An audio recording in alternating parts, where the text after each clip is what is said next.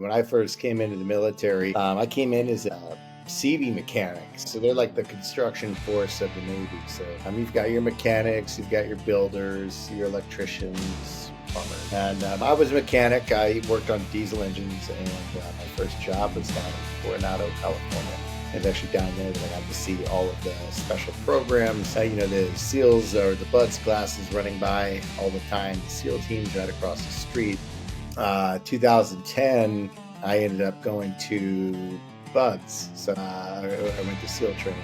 Leading up to that, I knew I wanted to try out. I knew I wanted to be a SEAL. I spent a lot of time preparing for it. I spent a good solid year prepping. As I was preparing for it, I got to take over the Mud Pup program there at the dive team. End of 2011 is when I finally became a SEAL. And had a long career as a SEAL. Hey, let's welcome Shawn Farson, the retired Navy SEAL and the CEO of Find a Fit. Is that how you pronounce it? That's correct. Yes, Find a Fit.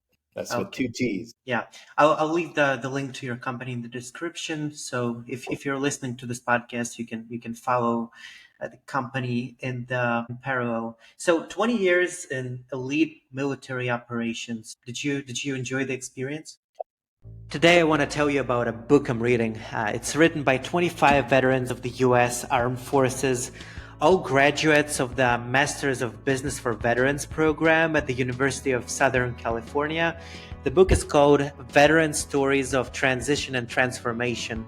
It collects the personal stories of veterans written in their own words. Pick it up for yourself or a veteran you love. Check out the link in the description for 10% off.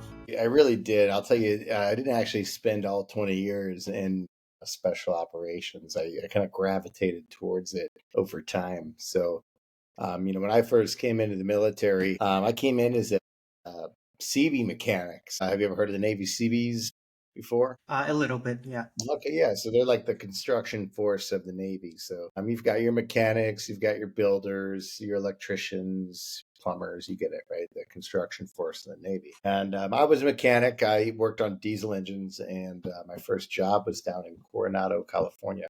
It's actually down there that I got to see all of the special programs. The SEALs or the BUDS classes running by all the time. The SEAL teams right across the street. The explosive ordnance disposal guys that were all right there on base. The divers, all the special programs that the Navy has to offer. I had a glimpse of it right there as a support mechanic. And it really sparked a fire inside me. I actually became a rescue swimmer first, learned how to swim. I couldn't even swim before I became a rescue swimmer. So I had to learn from a lifeguard and, get more proficient at swimming before I could come back to the school and make it. But once I made it through that rescue swimmer school, it really gave me a lot of confidence moving forward. And I was recruited to the CB dive team. And the CB dive team, they're the underwater construction technicians of the fleet. So they do a lot of the near pier type work. So if you're talking about buoys, piers, wharfs, jetties, anything of that nature, that's what the underwater construction teams do. Most Navy divers, they work on ships. So they'll work out on ships husbandry. If something happens on the ship, they'll dive down on the ship and they'll fix it. What we did is I did underwater concrete pours. I would go out and do stabilization projects. We'd go out and stabilize fiber optic cables. We did a lot of inspection. We did a lot of crazy work. In fact, that was one of the highlights of my career because in 3 years, I got to go all over the world: Guam, Japan, Hawaii, Greenland, Denmark, everywhere you could think of. 2010, I ended up going to BUDS. So I went to SEAL training.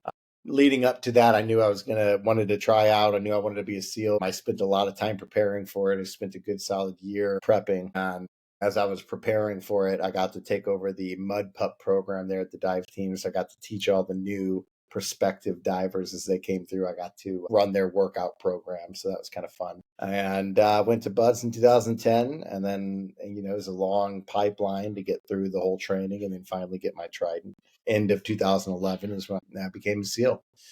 And had a long career as a SEAL. I earned a lot of qualifications, did a lot of things. Became a free fall jump master, static line jump master. I was a hearse cast master. So I was casting guys out of helicopters and rigging ropes. I was obviously a dive supervisor because of my diving background. I worked on a lot of diving equipment, but also could run dives. Basically save guys' lives in bad situations. But I think one of my favorite quals was my sniper qual. So I was also a Navy SEAL sniper. It was great. It was one of the best schools I got to go to throughout the whole time I was there. Really, really great tactical school, learning how to stalk and learning how to hit at long ranges. It was fun. So yeah, I spent several years in the team operating. I did 3 Iraq deployments from 2015, 2017, and 2019. It was with 7, then I augmented 3, and then back with 7 again. And before that, I was part of a crisis response element with Team 7. And then after that, I got out of the operational status and went to a logistical support unit. And from there, I was in charge of training all of the support personnel that would go out and support the SEAL teams. So run all of their gun quals, teach all of the ranges, basically get them ready to go so they could go out the door and deploy with the SEAL team to any location around the world. That's how I finished my career. But before that, I did the important thing, which was prepare for transition. My transition was several years in the making. I earned a bachelor degree and a master degree while on active duty. I took advantage of the tuition assistance that they gave me. If they give it to you for free, why not take advantage of it? I squeezed it in. I worked on a lot of my education while I was deployed to Iraq. And one of the other things I did a few years before I got out is I started investing in real estate. So I leveraged the equity in my house and some capital that I had saved up, and I started investing in real estate out of state. And wanted to continue my education. As I started to transition out, I got to go to the Honor Foundation. It was at the Honor Foundation that I met my co-founder and started my company Find a Fit, which is trying to help other veterans transition and match to the right careers. So I just finished up my second master degree at business school at Marshall, an accelerated MBA program there, and just applied for a third master degree in real estate because I want to continue building my portfolio on the side. So I would say I've done a little bit of everything in this life. I say I'm a jack of all trades, master of none, and I'm here to answer any questions you got. Yeah, that's an incredible story. So, transition to the SEALs team after having spent some time in the Navy. Does that happen very often, or most people just go straight into the SEAL team? Yeah, that's a good question. Yeah, so most people actually go into the SEAL teams out of boot camp. So people will go through a pretty rigorous screening process before they join the military, and they'll get selected for the special programs. So, you have to meet a qualification standard. You have to be able to run a certain speed and swim a certain pace and do a certain number of push-ups and pull-ups, and the standard always changes. Once you make it into that program, then you go to boot camp, and you're always kind of treated a little bit differently than everyone else. You get pushed a little harder.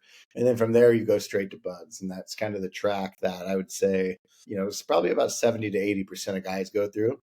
There's also, the officers, they go through their own track, their selection. It's very, very hard to get orders to become a SEAL officer. I hear there's several years waiting list, and often guys that are very, very qualified for it, very accomplished, just don't get the chance because there's just so many limited spots available. But then there's guys like me who have done time in the fleet and we're a little bit more senior as far as enlisted guys go, but still very wet behind the ears because we've only got a few years in.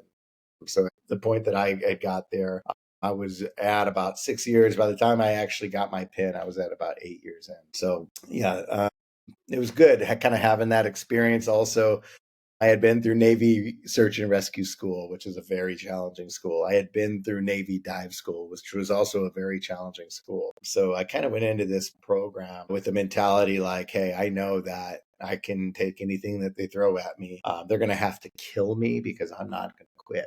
This is something that I want, and that was really just the mentality I went moving forward. And I put in the effort too. And how old were you when you joined the SEALs team? Oh, let's see. By the time I actually became a SEAL, I was 28 years old. And is there an age limit on, the age gap or some, Yeah, some age when you can join it? anymore? Yeah, I think at the time for me, I think it was like getting into the program, like going to Buds. I believe it was somewhere between 26 and 28. I know I was 26 when I was there. I cannot recall the oldest guy I've ever heard of. I know they'll put set guidelines in place, but they always say there's waivers for everything. So if you're just a physical specimen and you're maybe 32 to 34 or whatever, they definitely make exceptions for people if they're the right candidate and they're the right person.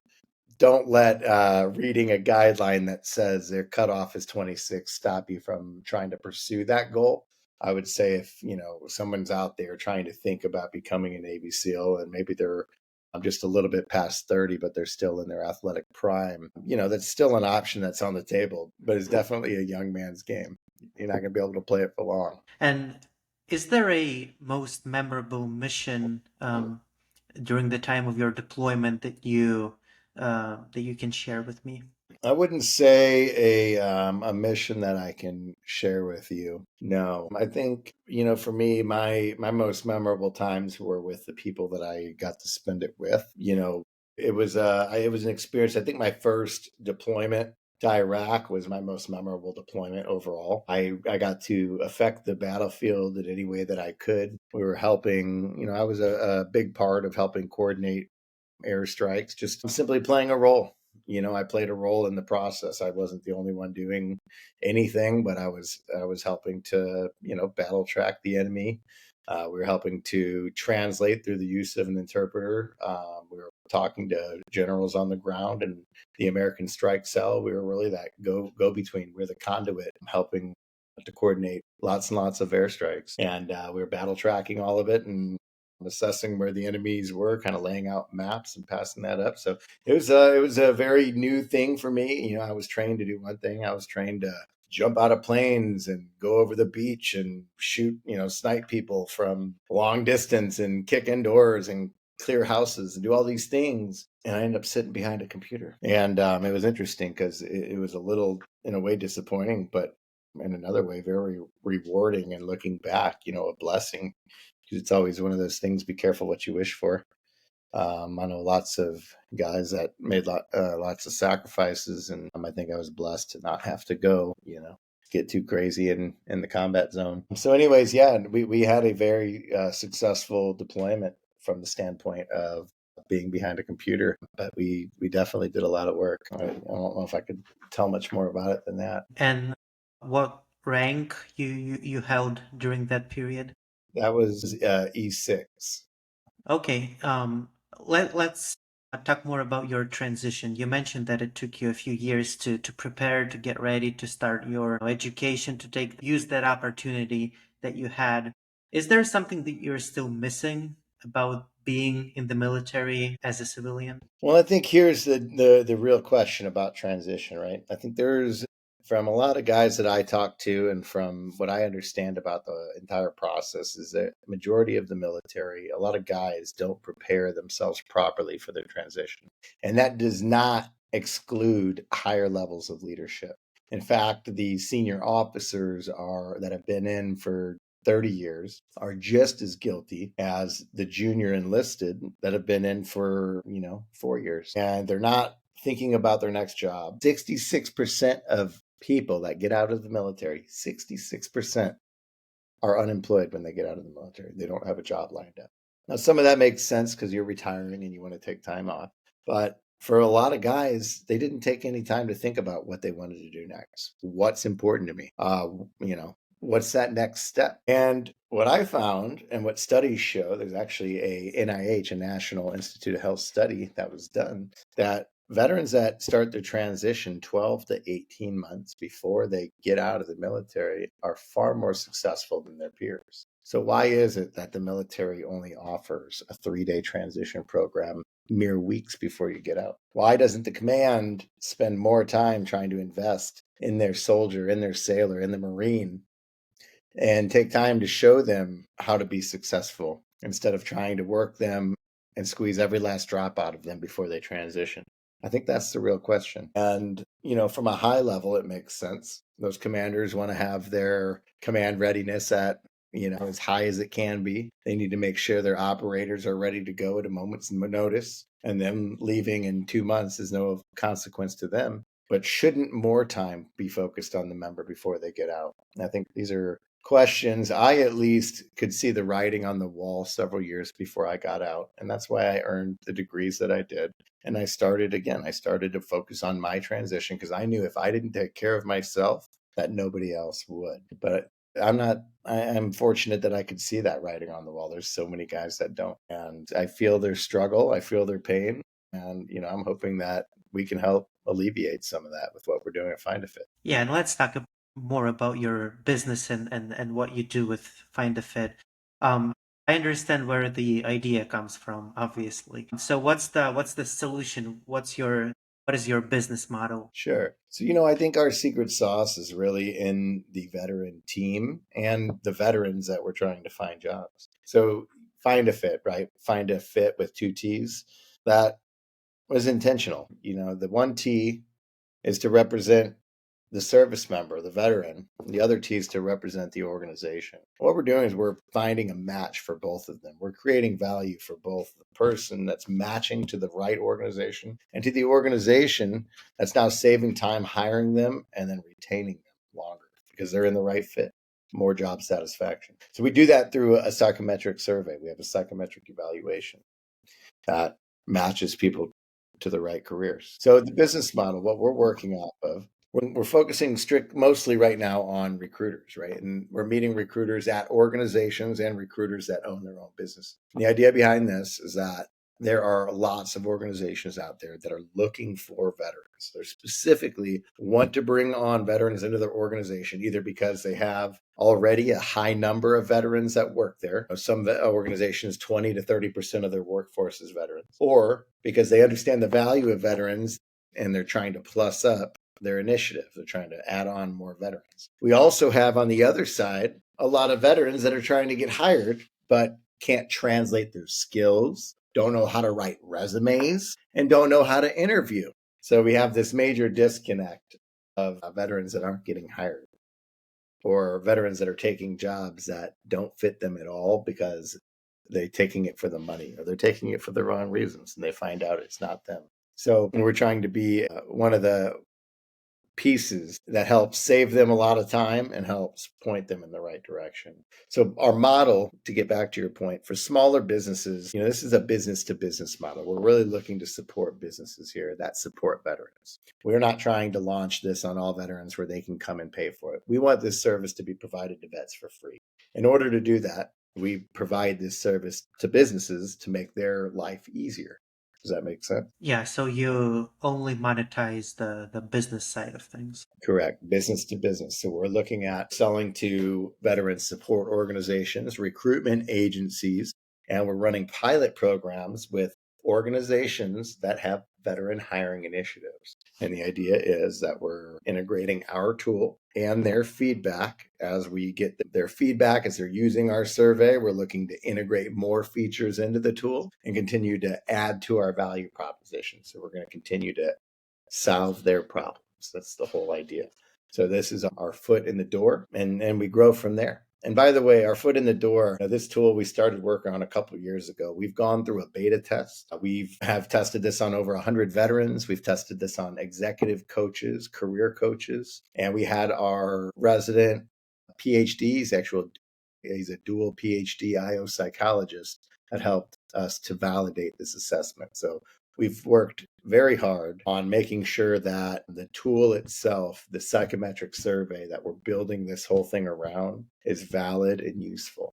And I think that's really where the secret sauce is. Yeah, definitely. This is the right approach to build a business like that. You want to go step by step. You don't want to overinvest into the product that hasn't been tested, and you won't have this problem. So let's say once you validate everything and you have the clients, you have money coming in. Do you plan to scale it with some kind of a product like an app or something like that? Yeah, it's really appreciate you asking that question. So we are scaling the platform as we speak. So we're looking to add additional features and services on there specific to veterans now. We'll talk about that right now. So for veterans, looking at having a skills translator where you can upload different evaluations that you've gotten throughout your career. You can upload your MOS, your occupational specialty, and you can upload any other amplifying information, awards, or anything you receive throughout your career.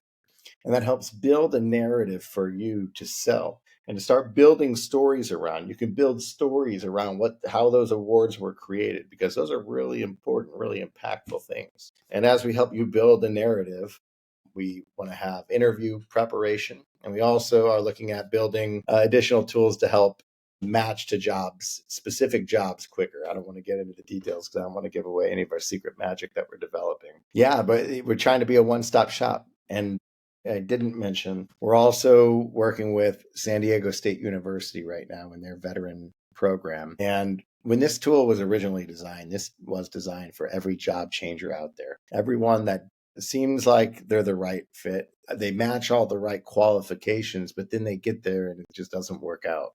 This is for all of the people that are looking for that right match, that are looking for that right fit. And after we prove this model with veterans, it's highly scalable. We want to be able to provide this service to students that are coming out of universities that are getting jobs that aren't in the degree field that they just studied in. We want to get this out there to all the people that are looking for new jobs. So, the assessment was originally designed for everyone. And we added a few extra very specific questions on there to cater to a veteran. But even in its current state, simply by selecting you weren't a veteran, you can get the same services that we provide. So I hope that answered your question. Yes, and would you say that generally business owners aren't fully aware of the value that veterans can provide to them once they hire them? Would you say that there is a disconnect between the veterans community, the military, and the businesses who hire them? Yeah, I think there's been a very long-standing stigma about veterans, that veterans are victims and veterans are special cases. You got to watch out for them because they've got a temper, they've got PTSD. But I think the reality is far different. I think the veterans right now are the ones that are going to change the world here in the United States and abroad. I think we're the ones that are right now bridging the gap between the doers, the older generation, and the up and coming generation that knows nothing but technology. There's a lot of people that come from my generation now that have a lot of hands-on experience, but we're also getting our fingers all over this technology. And it's like we can talk to both worlds. We know how to talk to the older generation and interact with the older generation because that's what we were raised by and kind of grew up in. And we've been part of this entire technology revolution. And I think veterans, what's really unique is we know what it's like to serve for a higher purpose, to give up oneself for a greater cause, like a team mission or a national mission, perhaps, where you're asked to sacrifice a lot more than most common human beings are. And it's a volunteer force. Let's not forget that. So, I think having that kind of uncommon desire or that uncommon willingness to go forward is definitely one thing that separates veterans from most people. They understand what it means to be part of a bigger team and a bigger mission. Right. So that's one thing I think should be sold. Another thing is our adaptability. Hell, we're changing stations every couple of years. We're changing jobs. Hey, we're going to deploy here and we know that's where we're going for 2 years. And then a week before everything changes and you're going somewhere else. So welcome to the military. I think there's something to be said about that. Let's talk about the resiliency, not only on yourself, but your family, life, everything, and you're not doing it for the money. So I think it speaks to your character as well. And, obviously there's bad seeds in the military here and there, but I think really the narrative needs to change. I think veterans are highly capable people.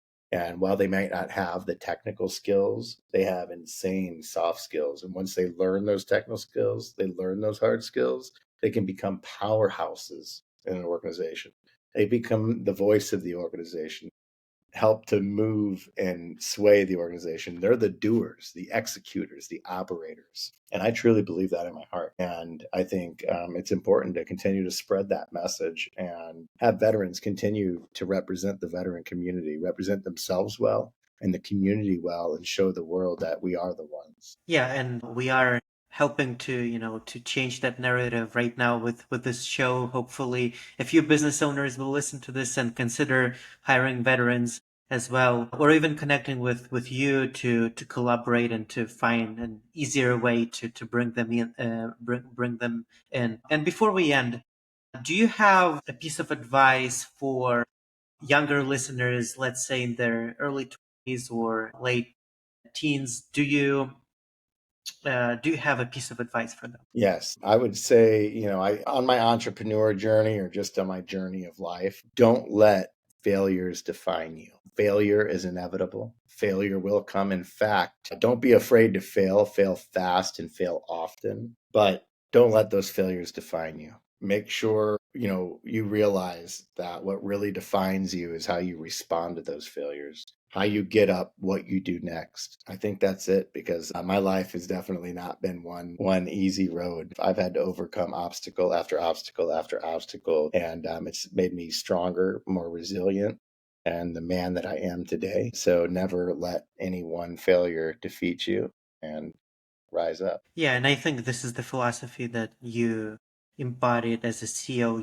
You have things outside of your control. There are things that is in your control, and what defines you is what you do with what you can control. And failure is a lot of it is just luck, or just something that you can't totally control. But what you can control is how you respond to that, and get up, try something new, or try it again. Would you say it's valid? Yeah, it's definitely valid. It's just not letting those failures defeat you.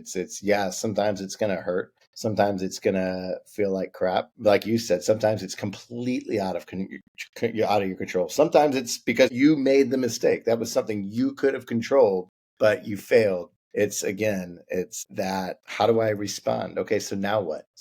Do I sit here and feel sorry for myself? Do I sit here and say, well, that was it, I gave it my best? Or do you try and find another approach? Do you get back up and try again? Do you try something else? I think it's just that willpower to keep going and to succeed and to just never give up, never, what is it I'm looking for? Quit. I think it's that never quit attitude that definitely got me through SEAL training, but it's also gotten me through life. And never quitting is again, it's that positive response to failure. Take it as a teachable lesson. I failed, but what did I learn from that failure? How can I grow from that failure? What can I take from that failure and teach others so they don't make the same mistakes I made? Well, thank you for joining the podcast today, Shawn. Thank you. The link to your company will be in the description. Good luck with your business. Great job, great idea, and hopefully it will work out and it will grow up, and more people will be able to find jobs as they transition from. I appreciate you. Thank you, Danny. You have a great day. Absolutely.